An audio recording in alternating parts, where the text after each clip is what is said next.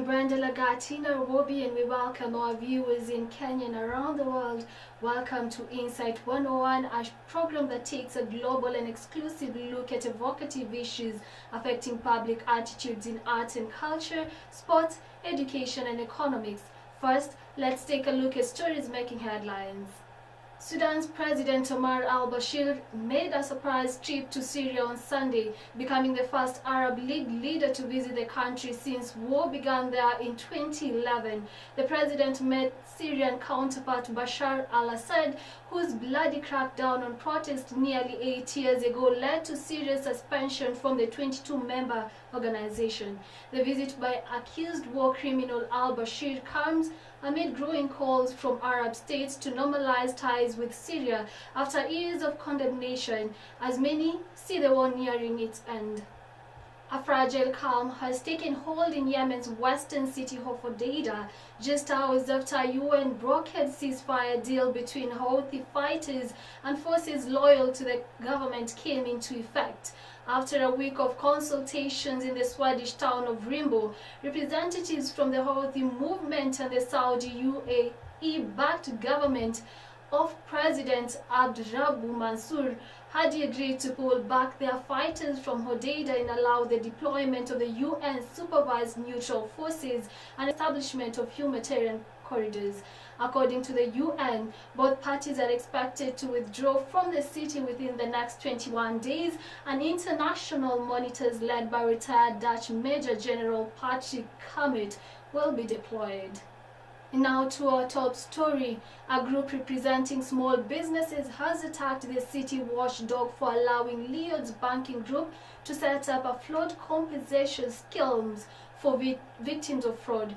The Small Medium Enterprise Alliance has filed an official complaint with the Financial Conduct Authority alleging that Lloyds covered up its knowledge of criminality at the bank, which hurt hundreds of businesses, pushing many into bankruptcy. The complaint also claims Lloyds excluded some victims of a €243 million fraud perpetrated by corrupt bank managers from receiving compensation.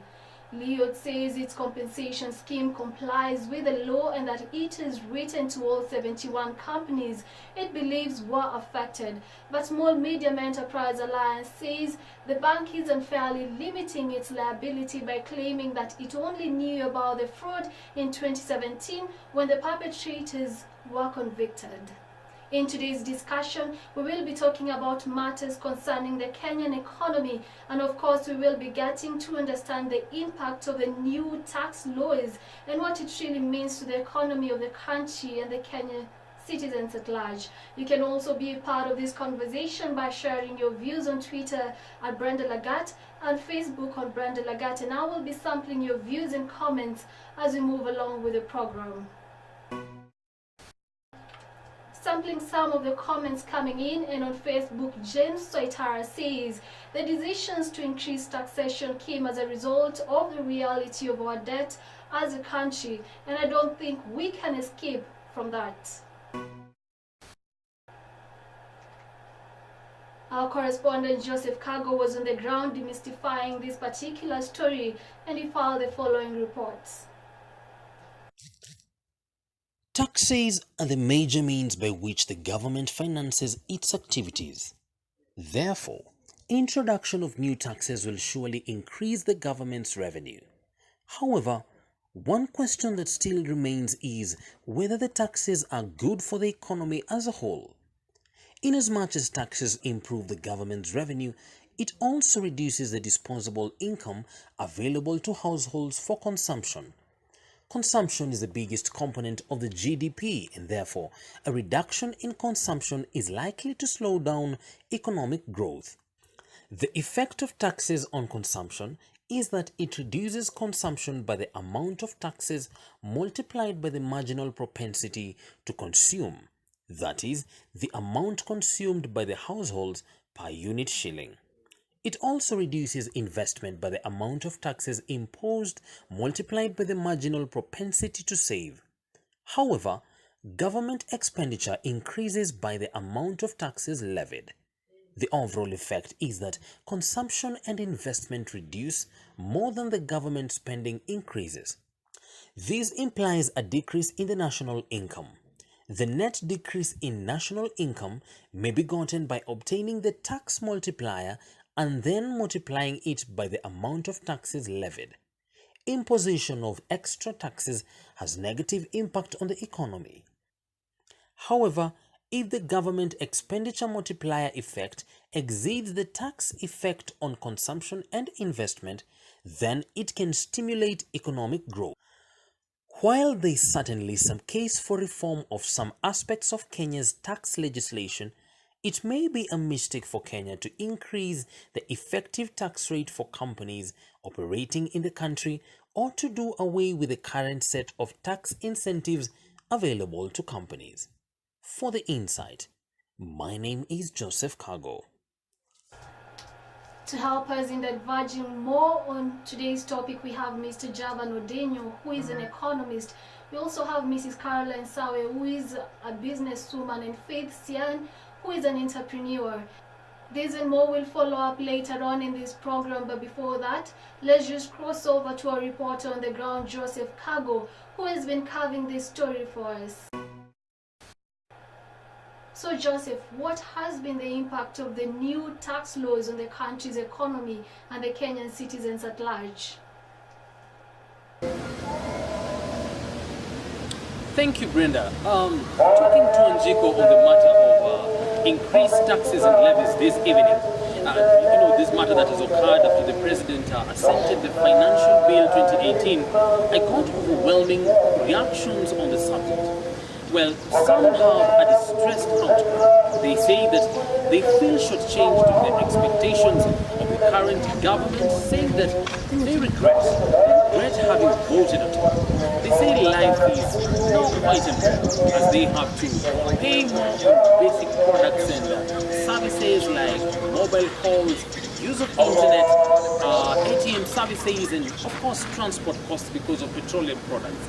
But while many are irked by this idea, some feel that increasing taxes will be a means of providing budgetary support to the government, and it will also help us cut on international debt.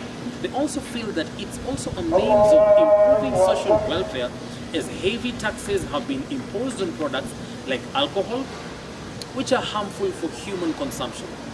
Reporting for The Insight, my name is Joseph Kago. Back to you, Brenda. That was our reporter Joseph Kago on the ground, shedding more light on this particular story for us. I have quite a couple of comments from our viewers in our social media platforms. On Facebook, Ian Chuma says, there are many ways of raising revenue without raising taxes. The government should maximize existing systems and form new laws that will create jobs and billions in revenue. Keep sharing your opinions on Twitter handle at Brenda Lagat and also my Facebook page on Brenda Lagat. And just to bring in the opinion leaders so that they can demystify this particular topic and break it for us in order to get a clear future and understanding of what we should expect for the economy of our country. Joining us live is Mr. Javan Odenyo, who is an economist. Thank you for joining us, Mr. Javan Odenyo. Mr. Javan Odenyo, in August, the CBR was lowered from 9.5% to 9%. What does this mean to the economy of our country?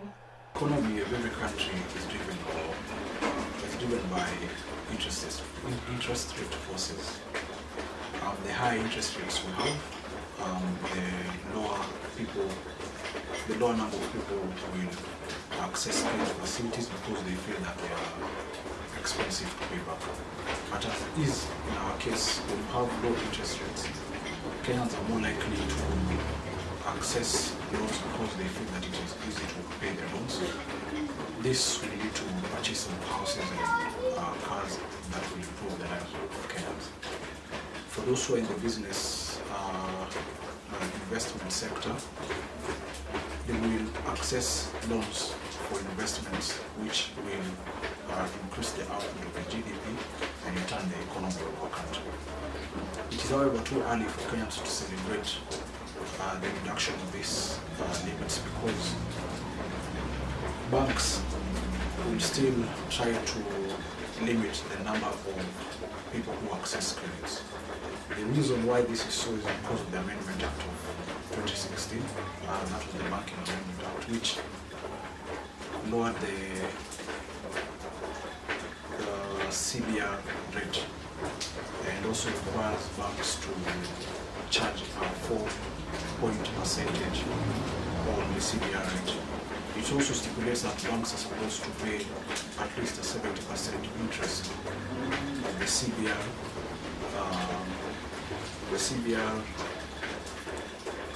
loan on term deposits. This has in turn eaten into the bank earnings, which has restricted loan access for small and medium enterprises, and also high-risk borrowers. On the other hand, the disadvantage of having lower interest rates is that foreign investment might fall, because foreign investors see this as a place where they cannot invest, and because the opportunity for returns is quite low. This will in turn drive foreign money out of the country, and it will lead to the decline of the shilling as compared to the dollar. According to the World Bank biannual report, GDP growth in Kenya will increase to 5.8% in 2019 and could rise to 6% by 2020. How practical is this? There are 4 performance metrics that you look at when you want to assess how well a country is doing. These include the political arena, the social arena, the economic arena, and the environmental arena. Kenya has made significant progress on all fronts over the past decade. However, it still grapples with key development issues, which include inequality, poverty, climate change, and vulnerability to external and internal shocks to the economy. The practicality of getting to a 6-point economic growth GDP is achievable, but it is dependent on certain areas that us as a country need to address before we can achieve those goals. This includes completion of ongoing project infrastructures, coming up with infrastructure projects that are beneficial to our economy, addressing the slow credit growth, and strengthening our global economy and tourism. Kenya can be a success story in Africa due to its growing youthful population, dynamic private sector, a highly skilled workforce, and its role as a pivot in East Africa. By achieving these goals will require us to address certain areas which include inequality, poverty, governance, reducing the skills gap between the market requirements and our educational system, among others, to improve a sustained growth that is rapid and that will transform the lives of the people of our country. This will be the major goal if Kenya is to achieve the predictions that the World Bank has set. Thank you very much for your time.